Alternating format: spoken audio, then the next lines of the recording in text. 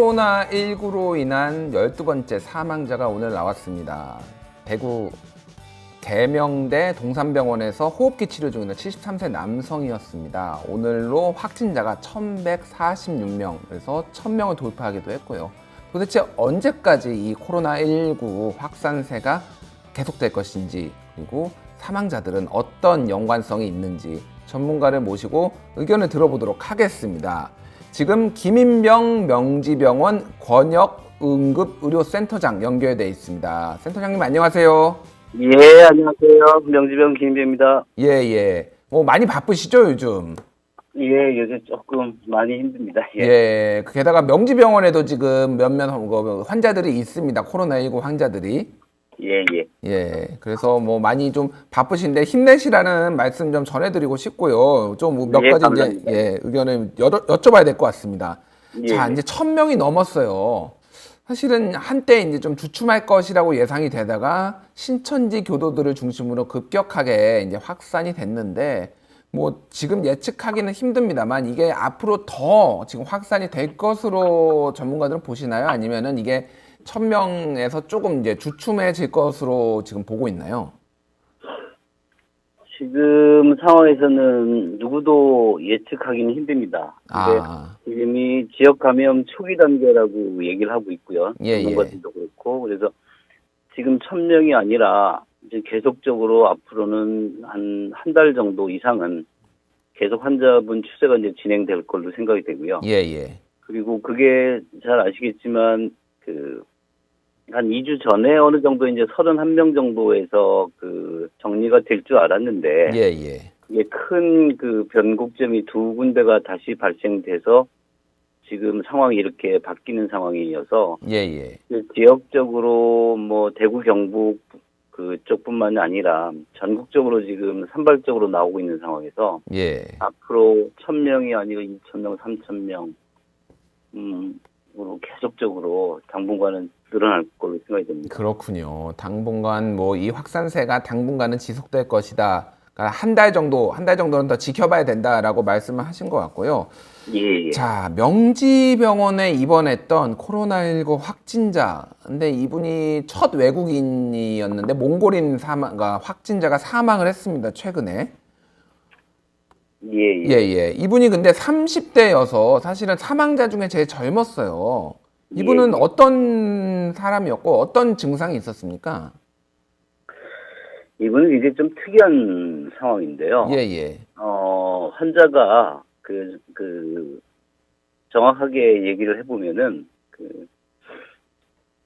2월 12일 날 우리나라에 입국을 한 걸로 되어 있어요. 2월 12일이요?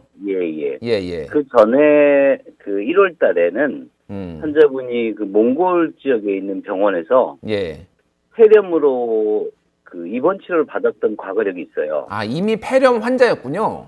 아마 그렇게 제가 환자 보호자하고 면담에서 얘기가 됐고. 그런데 환자분이 원래 가지고 있는 지병이 간질환이 굉장히 심했던 환자예요, 이 환자가. 간경화 증상이 있었다? 그래가지고, 환자가 우리나라에 들어온 이유가 간 이식을 받기 위해서 우리나라에 들어왔어요. 입국을 했어요. 그래서 그걸 하기 위해서 병원에 갔었고, 응급실에. 그래서 근데 그 병원에서는 지금 상황에서는 간 이식을 할 상태가 아니다. 환자 상태가 많이 안 좋다라고 해서 환자분이 거기서 퇴원을 한 상황이었어요. 그 병원에서. 그 퇴원을 하고 집에 있다가 환자가 이제 피를 토하고 환자가 열이 나고 상태가 안 좋으니까 119 구급차로 해가지고 남양주 쪽에서 저희 병원으로 전원이 되어 온 환자죠. 아, 그렇고 남양주에 있었군요. 원래 집이 남양주 쪽에 있었던 거였군요. 그래서 이 환자 같은 경우는 어쨌든 30대고 외국인이라서 눈에 띄지만 어쨌든 기저질환, 기존의 어떤 이런 질환들이 폐렴의 흔적도 있고 그리고 간경화가 있어서 매우 상태가 안 좋았다. 그래서 이제 사망한 것으로 추정된다. 이렇게 보면 되는 거죠, 그러니까. 일단 진단서도 그렇게 발급이 됐고요. 알겠습니다. 거기에 코로나 이 양성 반응은 그 환자 사망과 관련해서 크게 예. 그 관련은 좀 없는 걸로 보입니다. 아, 그렇군요. 그러니까 직접적인 원인이 되지 않았을 것이다라고 이제 말씀을 하셨습니다. 알겠습니다. 자, 예, 예. 코로나19 우리가 이제 국민들이 불안해하는 이유가 이 백신이 이 치료제가 지금 없기 때문에 사실은 뭐 치사율이 높다 낮다 논란도 있지만은 치료제가 없기 때문에 불안한 것 같은데 이 치료제가 없는 상황에서 어떤 식으로 지금 치료를 하고 있습니까? 그러면? 그 치료제가 원래 바이러스 치료제라고 하는 거는 예. 계속적으로 특히 이 코로나 바이러스 같은 경우는 이제 그 변이가 굉장히 심하게 일어납니다. 인플루엔자 바이러스하고 그 비슷하게. 예. 그래서 이거에 대해서는 치료제를 그때그때 만들기가 쉽지가 않아요. 백신도 마찬가지고. 예. 그래서 지금 그 계속적으로 환자 케이스를 가지고 이 약을 써봤더니 이런 효과가 있더라. 이런 환자한테 써봤더니 이런 효과가 있더라는 게 계속적으로 지금 케이스 리포트식의 정도에 계속적으로 그 과학적으로 지금 나오고 있습니다. 예. 그래서 우리나라에서도 보면은 지금 환자 치료를 했던 그런 중앙임상 TF라는 그런 전문가 집단이 있어요. 예. 여기서 우리나라에 지금까지 그 코로나 바이러스 치료하고 계시는 그 전문가 선생님들 모여가지고 지침을 지금 만들고 이렇게 보면 좋겠다, 저렇게 보면 좋겠다라는 그런 거를 같이 공유하는 그런 위원회인데 아, 예. 여기서도 얘기를 한 게 아직까지는 효과가 증명된 코로나19 치료제는 없다라고 했는데 다만 중증인 환자에서는 치료제가 없다고 하더라도 항바이러스 치료제를 한번 해본다, 이런 치료를 해본다면은 효과가 있지 않을까 정도의 권고 사항으로 지금 나오고 있습니다. 아, 그렇군요. 네, 그래서 지금 우리나라에서 지금 쓰고 있던 약이 이 칼레트라라는 약하고 그 클로로킨이라고 하는 이런 에이즈 치료제하고 말라리아 치료제로 쓰이고 있는 약을 에이즈 치료제하고 말라리아 치료제. 예. 이거를 지금 이걸 써봤더니 효과가 좀 있는 것 같더라. 예. 라면서 지금 계속적으로 얘기가 돼 있는 거고요. 그게 근데 공식적으로 이렇게 뭐 딱 확인된 건 아니지만 일부 임상으로 보니까 눈으로 보니까 호전되는 것 같았다라는 것들이 이제 그렇죠. 보고가 된 거죠, 그러니까. 예, 그렇죠. 그래가지고 이제 케이스 리포트 쪽으로 이걸 계속적으로 지금 여러 나라에서도 뭐 이걸 써봤더니 이게 좋더라, 이걸 썼더니 이게 좋더라, 뭐 이런 계속 나오고 있고. 그래서 미국 같은 데서는 에볼라 치료제로 에볼라 바이러스가 있었잖아요. 예. 몇 년 전에. 예. 거기에서 사용되던 이런 약을 한번 써봤더니 좋더라, 치료가 되더라. 라는 그게 계속 지금 보고가 되고 있습니다. 그래서 그렇군요. 지금 일본에서 이 아비간이라고 하는 약이 지금 효과가 있다. 라고 하는 약인데, 이 아비간이라는 건 이제 신종플루 때 써봤더니 이런 약을 써봤더니 또 효과가 있더라. 예. 라고 하는 그런 상황입니다. 그래서 일본에서는 이 아비간이라는 게 공식적으로 자기네들은 하니까 효과가 있다. 우리 이거 쓰겠다. 이렇게 지금 공식적으로 얘기가 돼 있는 약이고. 일본에서는 그렇게 얘기가 됐는데 아직 한국에서는 그게 검증된 건 아니다라는 거죠. 그렇죠. 예. 그래서 이거를 그러면 효과가 있다니까 지금 방법이 없으니까 그럼 이거 한번 수입해서 한번 같이 써보자. 예. 이렇게 얘기가 계속적으로 나오고 있는 거고 우리나라에 수입해서 쓰겠다. 예. 이게 얘기가 나오는 거고 다만 이제 이거에 대해서는 아직까지 확실하게 이거 해서는 이렇게 원래 약이라는 것 자체가 쓰면은 부작용이 나오면 이 부작용을 줄이는 방법이 뭐가 있나 뭐 이런 것까지 다 지금 이게 그 데이터가 나오고 지침이 나오고 과학적인 증명이 돼야 되는데 그런 게 지금 할 수 있는 상황이 아니니까 그래도 없는 것보다는 써보니까 좋더라는 게 계속 나오니까 계속적으로 지금 치료제가 사용을 해보려고 하는 그런 상태입니다. 그렇군요. 일단은 결과적으로는 이제 이런 걸 쓰다가 이런 문제가 있었구나, 저런 문제가 있었네요. 이런 거 이제 밝혀지겠죠. 그렇군요. 일단 환자가 당장 치료를 해야 되니까 이것도 써보고 저것도 써보고 하면서 이 부분은 효과가 있는 것 같다라고 이런 보고들이 나오고 있고 추가적으로 이제 이것과 관련해서 뭐 치료제를 개발 중이다라는 얘기도 들리는데 보통 이런 상용화까지 되려면은 뭐 한 1년 정도 걸린다라는 얘기들이 있는데 맞습니까, 그게? 1년도 개발을 하면서 이게 사람한테 쓰는 거기 때문에 굉장히 임상 시험 자체가 굉장히 제한적입니다. 이게 케이스가 많아야 되고 이 케이스를 가지고 일단 세포 단계에서 효과가 있는지를 확인하고 이게 이제 동물 쪽에서 동물에서 효과가 있는지를 확인하고 예. 동물에서 확인이 되면은 사람한테 써봐가지고 제한되게 확인이 되는 이런 1상, 2상, 3상이라는 게는 임상 시험 단계가 있습니다. 약물을 이렇게 만드는데 예. 이게 보통 상황에 따라서는 뭐 10년도 가고 20년도 가고 이래요. 이게. 아, 그렇군요. 그렇지 하다가 이게 부작용이 있어가지고 이건 안 되겠구나 하면은 이건 다시 거기서 수습이 돼서 또 처음부터 일상으로 들어가는 거고. 그래서 지금 얘기하는 막 빨리 해가지고 이걸 해가지고 한다라는 것 자체가 예. 뭐 상황에 따라 조금 틀립니다. 그래서 뭐 지금 해가지고 뭐 한두 달 안에 이걸 쓰겠다.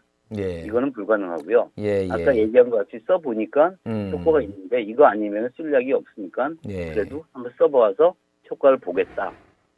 뭐 이런 식이 됩니다. 지금 우리 이제 칼레트라 이거 쓰는 것도 지금 우리나라에서 지금 칼레트라를 몇몇 케이스에서 지금 환자분한테 지금 사용을 했었고 효과가 있다라고 나오는데 이게 또 다른 나라에서는 해보니까 이런 부작용이 있더라. 라는 얘기도 나와서 우리는 이거 안 쓰겠다. 뭐 이런 얘기도 있고요. 예, 예. 그러니까 그거는 아직까지 그 공식적으로 이게 이야기는 이야기다.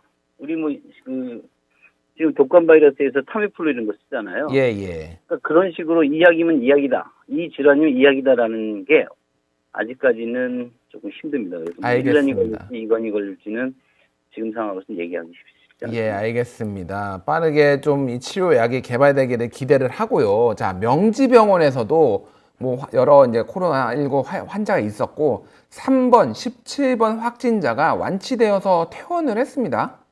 예. 예, 이분들한테는 어떤 치료법이 지금 적용이 됐나요?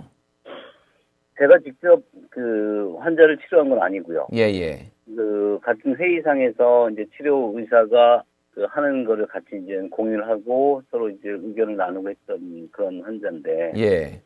이 3번 환자는 그 아까 얘기했던 칼레트라라는 이 약을 예. 사용을 했습니다. 아. 그래서 이 약을 사용했더니 그 바이러스가 이제 몸에서 검출되는 그 역치라는 게 있는데요. 예, 예. 역치가 상태가 되게 안 좋았던 상황에서 쓰니까 역치가 굉장히 막 떨어지더라.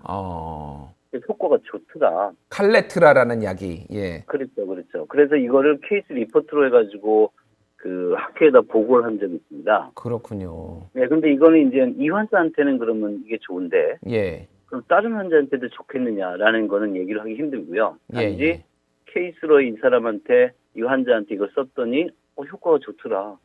그러니까 이런 게 케이스를 계속적으로 모이게 되면은, 이게, 그럼 이게 치료를 하면 좋겠다라는 게 이제 검증이 되는 거죠. 예. 그러니까 그런 식의 치료를 했고, 17번 환자 같은 경우는 환자 증상이 이렇게 심하지를 않았어요. 예, 예.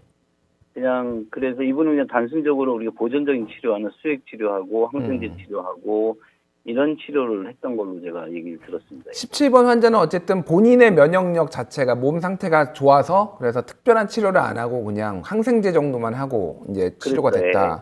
그렇죠. 그렇군요. 그렇죠. 환자 몸 상태에 따라서 이렇게 크게 달라질 수가 있는 거군요. 그러니까. 그렇죠. 이게 그러니까 아까 우리 몽골 환자 같은 경우도 예. 이게 그러니까 아까도 잠깐 얘기 드렸지만은 이제 간이 안 좋은 상황이고 예. 그거에 동반돼서 심장도 그 콩팥, 심장도 많이 안 좋은 상황이고 이런 상황에서 코로나 바이러스가 이제 감염이 된 상황이었기 때문에 뭐가 그러니까 당연하지 이제 이 면역 체계가 이제 많이 안 좋은 사람들 같은 경우에 있어서는 이런 걸 이겨낼 수 있는 힘이 많이 부족한 거는 사실이죠. 알겠습니다. 어쨌든 뭐 면역력을 좀 더 뭐 당연히 감염이 안 되도록 주의를 해야 되겠지만 건강 관리, 면역력 강화를 위해서도 개인들이 힘써야 되겠다라는 얘기를 하셨고요. 자, 이게 궁금한 게 하나 있는데 코로나19 바이러스에 걸려서 고생을 하다가 완치가 됐어요. 예. 그러면은 이 사람은 다시 코로나19 바이러스에 감염이 됩니까? 안 됩니까? 내성이 생기는 건가요? 안 생기는 건가요? 내성이라고 하기는 좀 그렇고요. 바이러스가 우리가 지금 양성이다, 음성이다고 하는 것 자체가 예.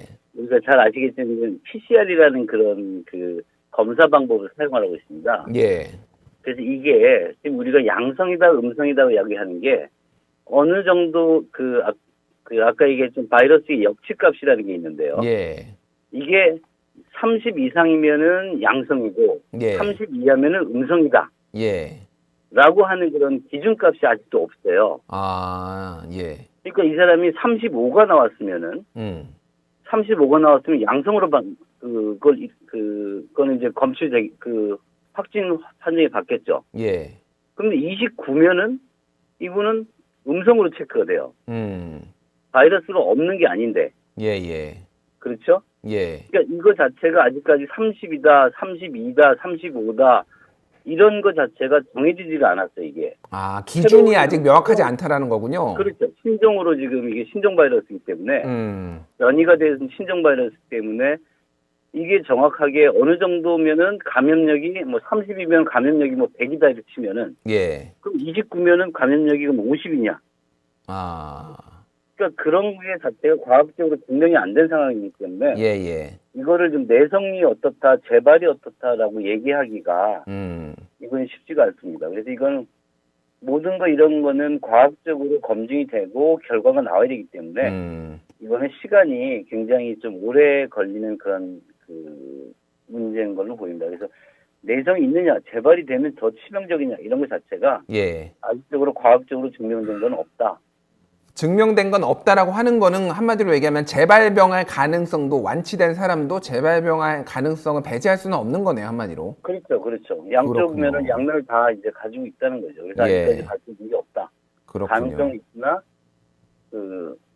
뭐라고 근거는 아직까지 좀 부족하다라고 얘기를 할 수 있습니다. 예. 완전히 완치가 된 분들이 우리 이 방송을 들으시는 분들이 좀 유의하셔야 될 것 같아요. 내가 완치가 됐으니까 돌아다녀도 된다 이렇게 생각하시면 안 되고 재발병할 가능성이 배제할 수 없으니까 그분들도 조심하셔야 될 것 같고요. 그렇죠. 그래서 예. 지금 그 얘기가 계속되고 있는 게 이제 이렇게 이렇게 치료가 되고 이제 퇴원을 하시면은 아까도 얘기했지만은 이제 음성으로 돼서 음성 3번, 4번 막 이렇게 검사를 합니다. 이게 퇴원시키려면은. 예, 예. 한 번 하는 게 아니라 계속적으로 음성이 나와야 되기 때문에. 그렇다고 음성이 나왔다 그래서 그럼 바이러스가 그럼 0이냐? 예. 이렇게는 얘기하기 쉽지 않죠. 알겠습니다. 증상이 없고 아까 얘기한 그 정도 역치 이하로 계속적으로 나온다면은 감염력이 없는 걸로 생각이 되고 그래서 그러면은 지금 퇴원하셔도 되고 대신에 뭐 이런 건 좀 조심하세요. 개인위생 좀 잘 하세요. 이 정도의 그런 걸로 권고를 하는 그런 수준이죠, 지금. 알겠습니다. 자, WHO가 최고 수준의 경보인 국제적 공중보건 비상사태를 선포를 했습니다. 예. 이게 어떤 의미인 건가요? 이게 어떤 사례들이 있나요? 이 국제적 공중보건 비상사태가 선포가 된 사례들이. 이게 지금 6번째 2000년 이후에 6번째로 지금 이게 된 걸로 지금 보고가 되고 있고요. 예, 예. 이 세계보건기구 WHO에서 이번에도 신종 코로나 바이러스 감염에 대해서 국제적인 공중보건 비상사태를 선포했습니다. 예. 이게 가지는 의미는 가장 심각한 전염병이 국제적으로 발생이 돼서 국제적인 대응이 꼭 필요하다라는 그런 의미를 갖고 있는 거고요. 예. 대신에 이게 어떠한 그런 처벌이나 뭐 강제적 규정 이런 건 없고 단지 이제 권고 수준의 이런 효과에 그친다는 이제 한계는 있죠. 예. 대신에 이게 이제 선포가 되면은 각국에서는 뭐 감염병 차단을 위해서 각 나라들, 각 국가들 자체가 뭐 자금도 의료진도 장비도 지원을 확대하고 뭐 강화하는 그런 조치가 취해지고 또한 여기서는 각국의 이런 여행 출입국 제한 이런 것도 권고를 할 수 있다라는 그런 거를 조금 얘기를 하는 거죠. 그래서 이게 굉장히 심각한 국제적으로 감염병에 의해서 국제적인 그런 공조가 필요하다라는 예. 걸 그냥 선포하는 그런 수준의 그런 선언으로 알고 계시면 될 것 같습니다. 알겠습니다. 현재 우리가 2015년 메르스 때도 이게 선포가 됐고요. 예, 예. 그리고 그 이후에 이제 에볼라 바이러스 때도 이게 선포가 됐고, 예. 그리고 2009년에 신종 플루 때도 선포가 됐고, 예. 한 6번 정도 이게 국가적인 공중보건 비상사태가 선포가 된 걸로 지금 알려지고 있습니다. 예.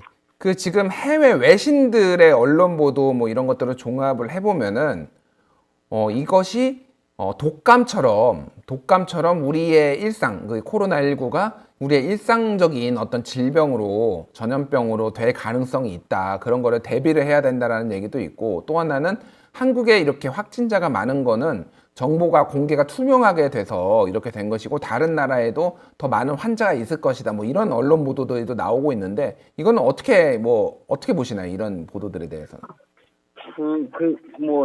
당연히 그렇게 볼 수가 있고요. 예, 예. 그래서 오늘 미국에서는 이란이나 중국에 대해서 정보를 더 투명하게 공개해라. 이렇게 계속 얘기가 나오는 거고. 예, 예.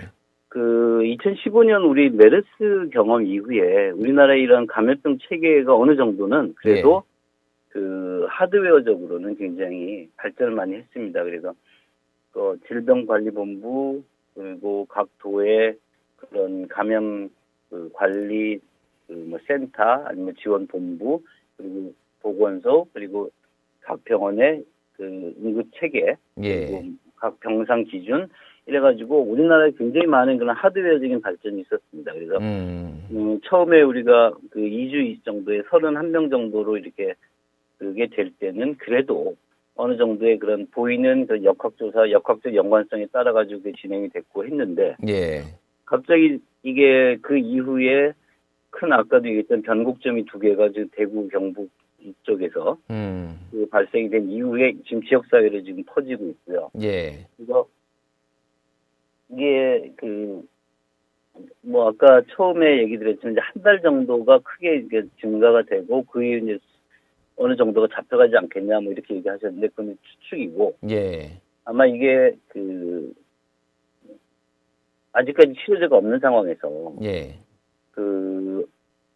예측하기는 쉽지 않습니다. 그래서 계속적으로 아마 산발적으로 이런 게 나올 거 또 중간에 또 아까 얘기하셨지만 이런 신천지 교회 이런 집단 발생 그리고 청도 병원의 집단 발생 이런 게 또 곳곳에서 나올 수가 있는 상황입니다. 그래서 병원 측에서도 굉장히 어느 병원에서도 이런 게 나올 수 있는 상황이기 때문에 이런 집단 발병이 굉장히 조금 우려스러운 상황입니다. 그래서 병원 측에서 병원 자체가 지금 이게 집단 감염식으로 돼버리면은 이거는 잘 아시겠지만 우한에 지금 사망자 수가 급증하고 거기서 90% 이상의 사망 환자가 발생되고 있다라고 지금 다 알고 계실 텐데 그런 게 다 거의가 지금 보고된 거 보면 한 40% 정도가 지금 병원 내 감염으로 지금 나오고 있거든요. 40%가 병원 내 감염이었다고.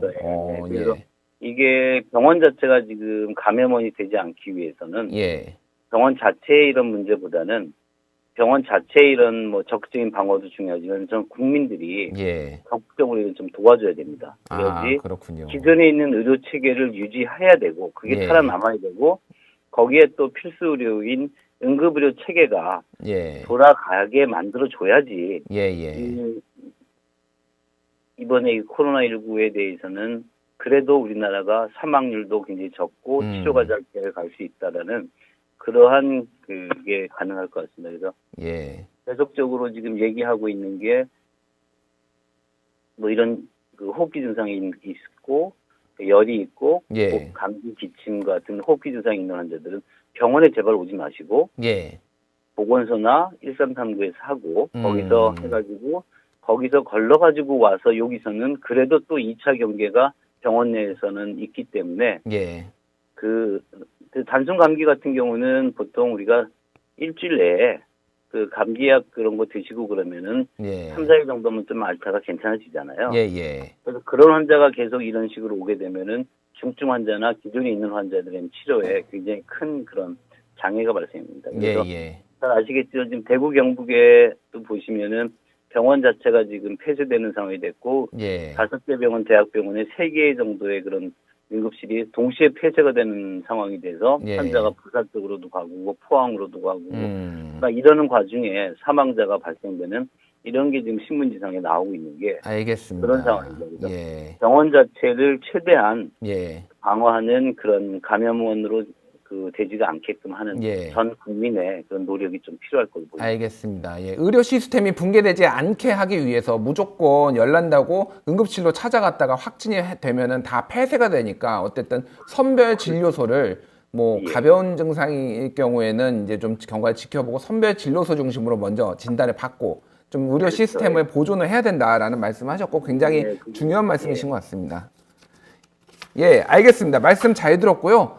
그동안 고생 많이 하셨는데 앞으로도 좀 더 고생 조금만 더 해주시고 저희 시청자분들이 응원을 할 것입니다. 예, 지금까지 아유, 감사합니다. 예, 예. 지금까지 김인병 명지병원 권역응급의료센터장이었습니다. 감사합니다. 예, 수고하십시오.